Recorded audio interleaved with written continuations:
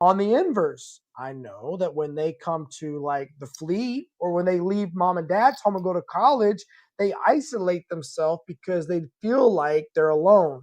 And all of a sudden, all of the stuff they have for inclusion is on their cell phone and their identity is in their cell phone.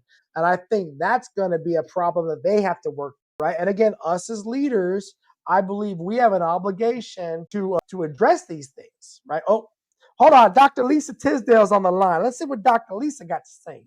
I love it. I love this. All right, Dr. Lisa says, I think in the past, things like this meritoriously didn't seem to be done that way or done fairly. Don't disagree.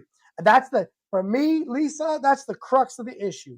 If it's not fair, no one can trust the process, right? No matter what it was, no matter if it was a recognition for an event, no matter if it was a promotion or an evaluation or an opportunity at a contract, if there was something unfair about the process, everyone's going to question the credibility of it, right? And then, like Lisa says, so when the initiative hit, everyone went fully to the other side to try to correct the issue. Just her opinion is what she says. She says, we just need for people to be fair, but I don't think it will ever truly be fair. So this is how we end up where we are now. And then Mr. Whiteside says, let's be honest, check our history. We denied some Americans awards that they earned. Sure. I mean, sure. I don't disagree that. I'm thinking that there's always going to be somebody that gets missed out in the world. And unfortunately, hindsight's always going to be 2020, right? You're always going to be like, man, we coulda, shoulda, woulda, and we missed an opportunity.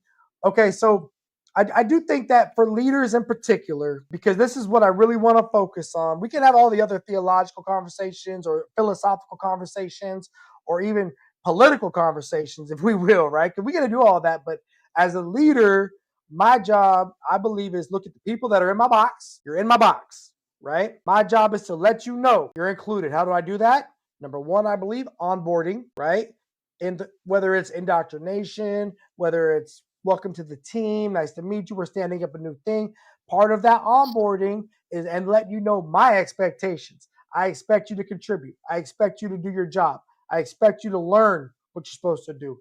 You ever seen? I had this conversation with Jeremy last time. We would hire people to come to the job, and then they would fail to maintain the qualifications or meet our expectations on glide slope, right?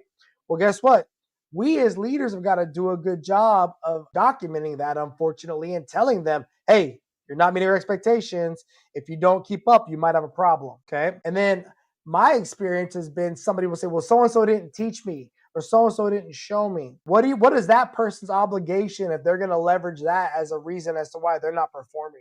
What do you think? Any ideas? Well, that may be a thing. That may be a thing, right? We all get these immediate supervisors. Everybody gets them. Whether you're in retail, whether you're in the military, you get an immediate supervisor. That's kind of like the person that's there. If your immediate supervisor is not doing and fulfilling their role, it is a thing, but it can't be all the thing, right? There's a obligation on my end to say, hey, my immediate supervisor was supposed to teach me this last week, but the joker didn't. So what am I going to do to ensure that this week, because I'm expected to be at a level that this week I get that? You got to raise the flag sometimes. Say, hey. I think, and Gary, you were in my office a week or two ago, and you know where I stand on standards.